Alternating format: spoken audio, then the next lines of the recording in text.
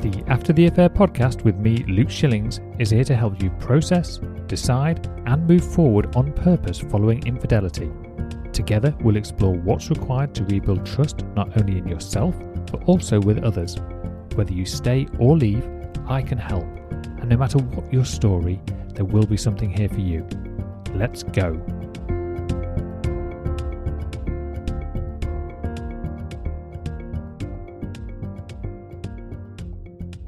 Hello and welcome to episode number 32 of the After the Affair podcast with myself, Luke Shillings. Okay, I'm going to share a story of mine from when I was a teenager. It was Valentine's Day, I believe it was 1994. There was a girl in the same school year as me that I fancied, and I wanted to send her a Valentine's card. Now, to my knowledge, Valentine's cards, or Valentine's in general, unless you were in a relationship with a person, was an opportunity to make your feelings, your interest, let's say, known to the other person. And this could be done through the safety of anonymity. It could be done by just seeing the response maybe on somebody's face without having to face that direct rejection. So I was in this situation. I was a young teenage boy, hormones, going through puberty, all the things, and I decided that I was going to send a card. Now, normally, I think people would maybe disguise their handwriting in a hope that it wouldn't be recognised. I didn't feel confident in that. I didn't want to leave that as a possibility, and bearing in mind this was, early to mid-90s, so although obviously we did have computers and things, they weren't as easily and readily accessible and available, and I'm not even sure that we had a printer at home at the time. I can't remember. No, probably not. So I chose to take a different approach. I decided that to keep my anonymity safe, I would write the message using cut-out letters and words from magazines and newspapers.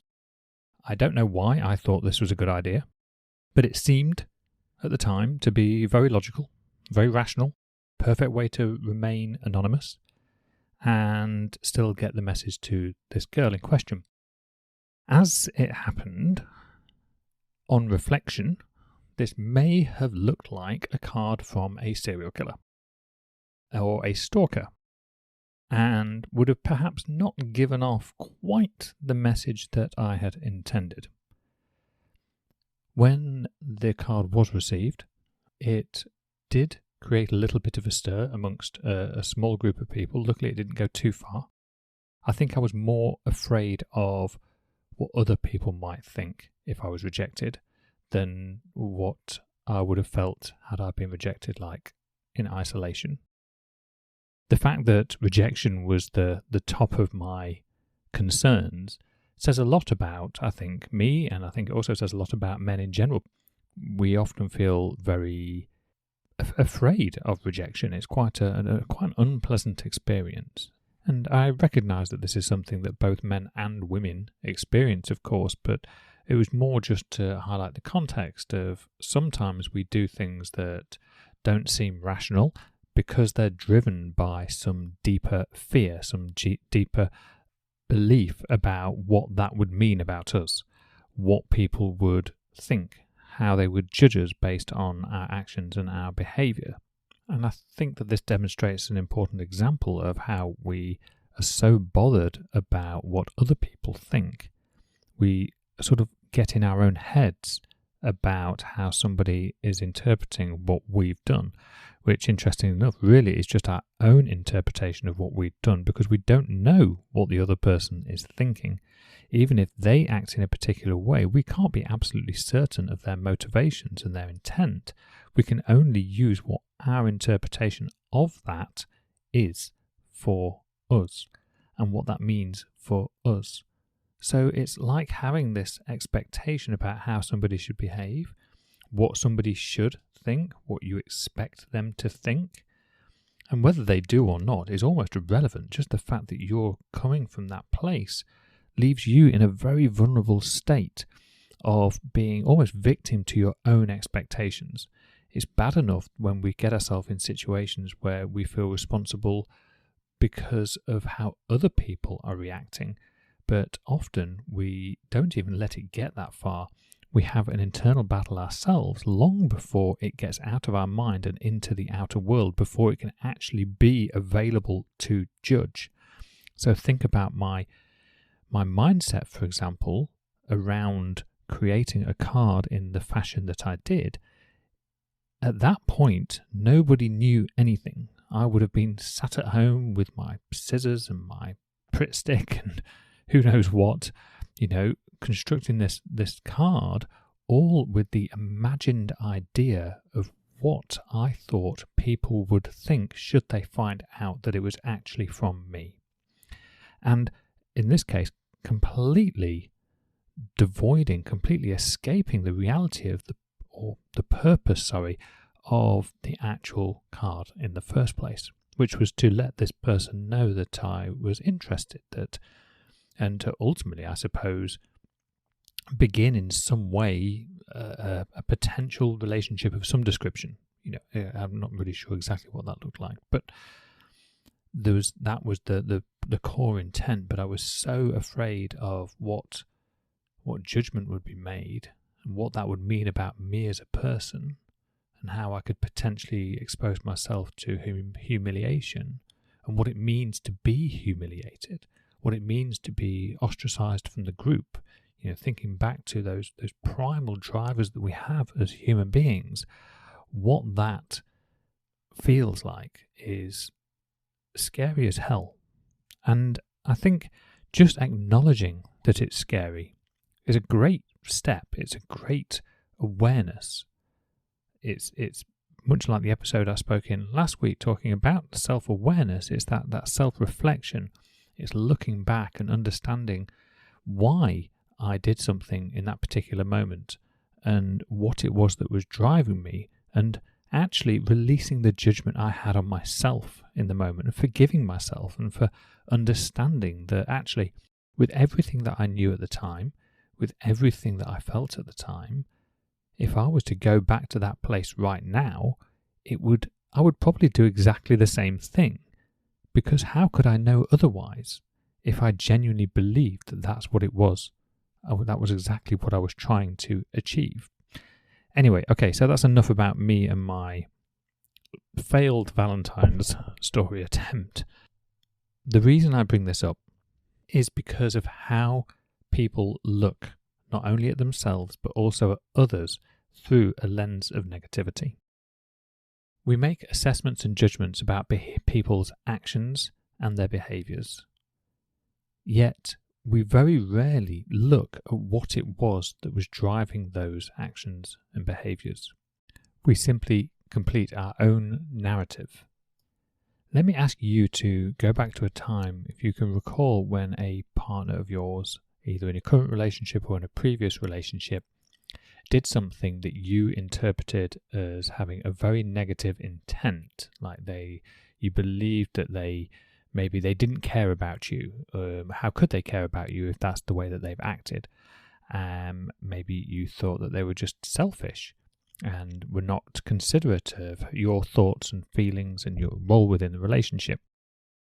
And then you use that distinct negative imprint that's left on your mind, bearing in mind that it can require 5 positive events to outweigh the damage done by one negative event. And I think this shows up in various areas in life.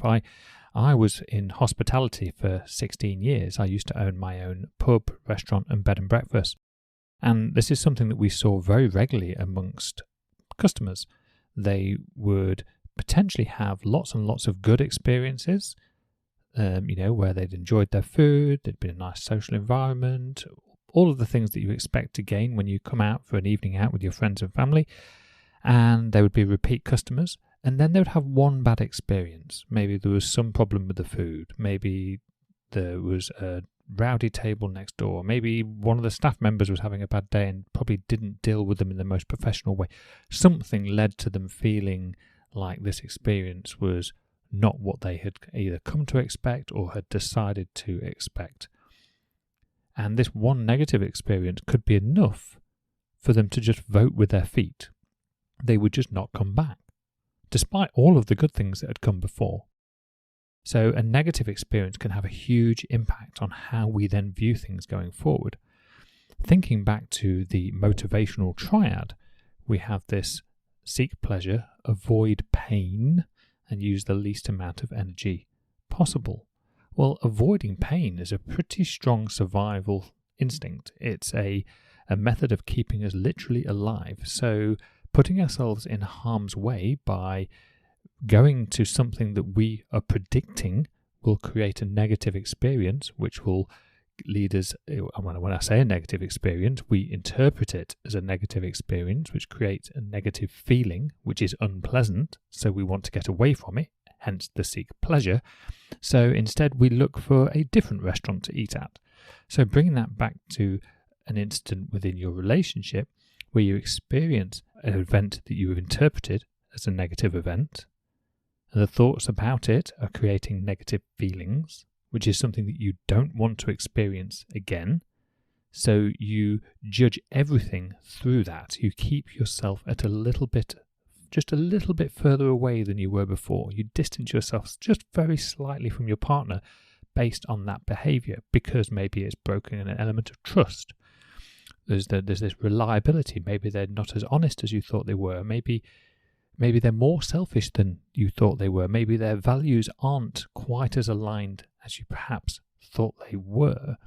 And rather than just believing that this is an isolated incident, or that this incident was driven by some motivation that you are just not aware of because you've not given it the time or attention to correct it, assess it, understand it, appreciate it, even just to ask your partner, why did you act that way? What was it that you were going through that made you think that that was the most appropriate way to act in that moment? This is how I feel, and this is how it's made me feel, and even if I'm wrong, I still feel it. My experience is still very real. Why did you do that? But of course, that's not what most people do. Most people get angry. Most people become resentful. And that anger and that resentment builds. And then the next time something happens, and it doesn't even need to be anything like as severe or as intense as the first incident, just the fact that it triggers that little switch in your mind sets you on this roller coaster of defensiveness, which then ironically then leads often in attack, because it's safer to throw things at the opposition, which when repeated 5 times, 10 times, 50, 100 times over the course of a relationship, all of a sudden, even the neutral and positive behaviours that your partner shows can only be viewed through this lens of negativity. And as this evidence continually builds, a contempt can form, a resentment can form for your partner where that's all you can see. And then we actually start judging our partners from a place of disgust. This place of disgust from a feeling of superiority, even. Like we've separated ourselves gradually over time, just bit by bit, just by looking at this, what started out as one thing that we interpreted negatively, which could even be not true. It's just a subjective interpretation, a subjective experience. And now we've piled on top of that many, many little details. Think back to the reticular activating system that I've spoken about before. We're seeking evidence to support what we believe as true, and we're filtering out all of the evidence to support the contrary. So we now have this like bucket full of evidence to show that our partner is deserving of this resentment, is deserving of this contempt, and that we can actually choose to feel superior and judge them from this place. Now, it doesn't take a genius to recognize that that's not helpful, that that's not driving a relationship in the direction it needs to. So what can we do?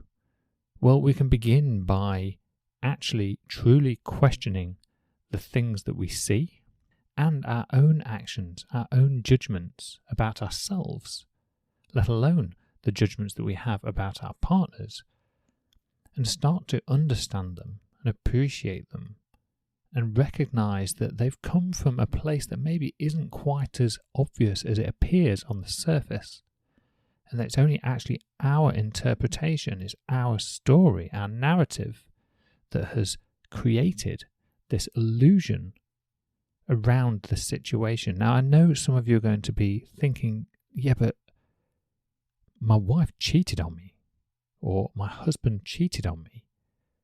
Like, it's pretty clearly that that's not good.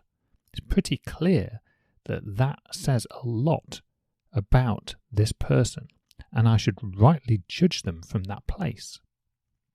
But is that really true? If you ask that question, what would it have taken to have got that person to make that decision at that point in that time and come from a place of understanding? We're not talking about condoning, I'm not talking about agreeing, I'm not talking about justifying. I'm just looking at a place of understanding of what might have led that person to act in that particular way. And there could be many factors at play. It could be something that they've brought up through their childhood. It could be something that they've experienced in previous relationships.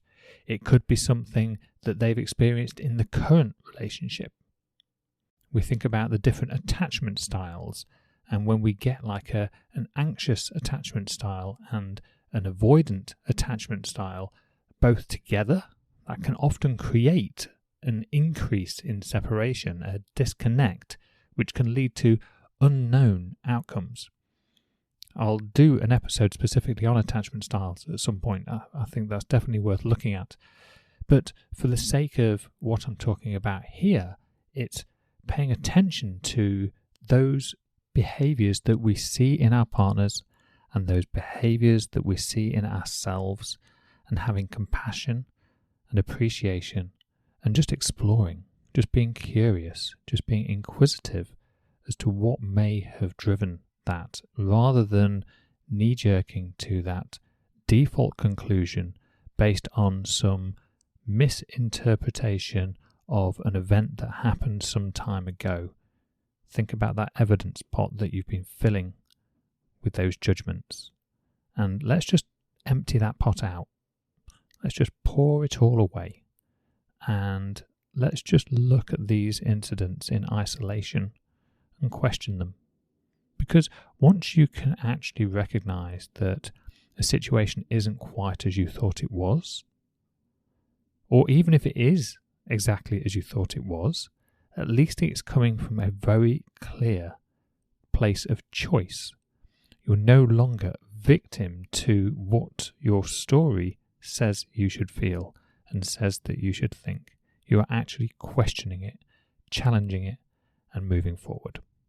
I hope that helps.